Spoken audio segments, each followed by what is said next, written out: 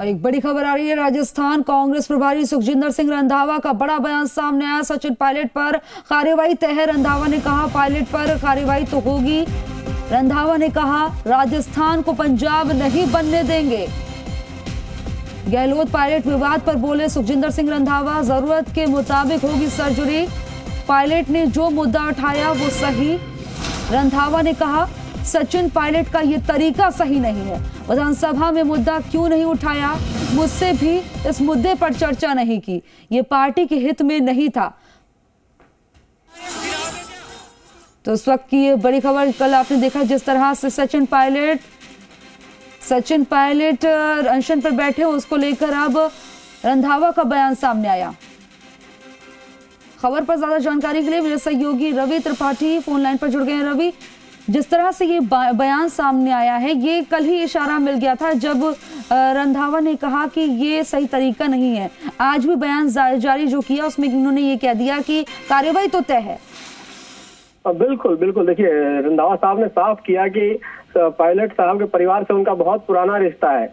बावजूद इसके उन्होंने कभी उस तरह की बात जिक्र नहीं की, जांच वाली बात उन्होंने कभी जिक्र नहीं किया। उनसे बातचीत होती रही है, एवं अशोक गहलोत से ज्यादा उनकी मुलाकात सचिन पायलट से होती है, मीटिंगें हुई है प्रभारी के तौर पे। बावजूद उन्होंने जिक्र नहीं किया और उनका जो तरीका था वो गलत था। उन्होंने मुद्दा सही उठाया है। अगर उनकी बात ही ऐसी थी तो संजीवनी घोटाले में बात करते, संजीवनी घोटाले में गिरफ्तारी की मांग क्यों नहीं कर रहे थे? सदन के अंदर उनको बोलना चाहिए था, जहां सीएम मजबूर होते, सीएम को रिप्लाई करना पड़ता, सरकार को जवाब देना पड़ता जब वो सदन के अंदर उठाते। ऐसा ना करके उन्होंने पार्टी के खिलाफ कहीं ना कहीं एक मुद्दा बनाया उस चीज को। तो उनका कहना है कि मुद्दा सही है, तरीका गलत है। और कहीं ना कहीं अनुशासन जो उनसे लंबी बातचीत हुई है, इसके पहले भी एक बार बातचीत हुई है, उसमें उन्होंने कहा है कि अनुशासन तोड़ा गया है, इसका मतलब निकाला जा रहा है। तो उनके खिलाफ अनुशासनात्मक कार्रवाई तो जरूर होगी। रवि, ऐसे में कुछ पता चल पा रहा है, कुछ बताया है कि क्या कार्रवाई की जा सकती है? अब देखिए, मुझे जो लग रहा है कि अनुशासनात्मक कार्रवाई का अर्थ होता है कि उनको सो कॉज नोटिस भी जारी हो सकता है, उनको कुछ एक छोटी मोटी सजा, बहुत बड़ी सख्त सजा तो नहीं है, लेकिन एक मैसेज देने वाली बात होगी। क्योंकि आप गौर कीजिए कि राजस्थान में जब विधायक दल की बैठक हुई थी और उस वक्त जिन नेताओं पर अनुशासनात्मक कार्रवाई की बात थी, जो विधायक थे, उन पर आज तक कार्रवाई नहीं हो पाई। उल्टा जो प्रभारी थे अशोक गहलोत, वो हटा दिए गए दिल्ली से। तो एक मैसेज क्या है कि राजस्थान में कार्रवाई नहीं हो पाती और कांग्रेस पार्टी चूंकि कार्रवाई नहीं कर रही है, इसलिए नेता इस तरह की चीजें कर रहे हैं।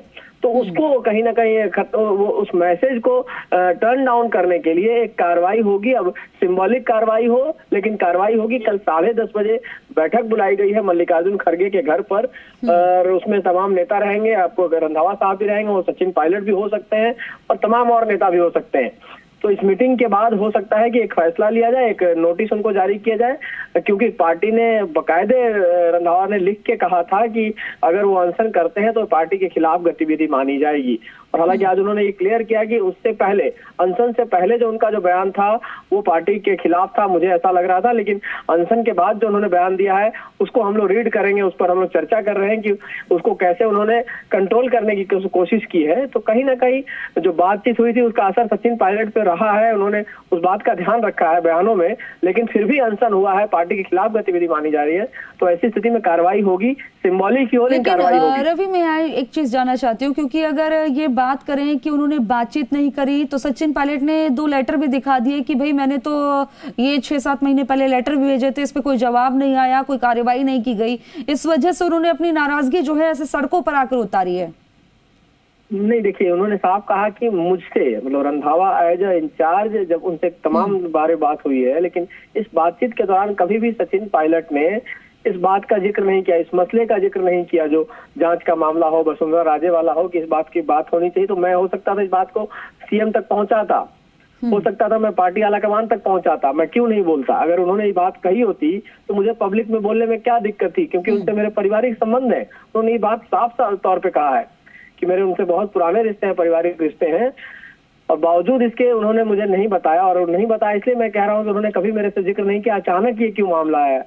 एक खबर ये भी आ रही है कि अभी भी कांग्रेस के कुछ नेताओं को ऐसा लगता है कि सचिन पायलट कहीं ना कहीं बीजेपी के इशारे पर ये काम कर रहे हैं।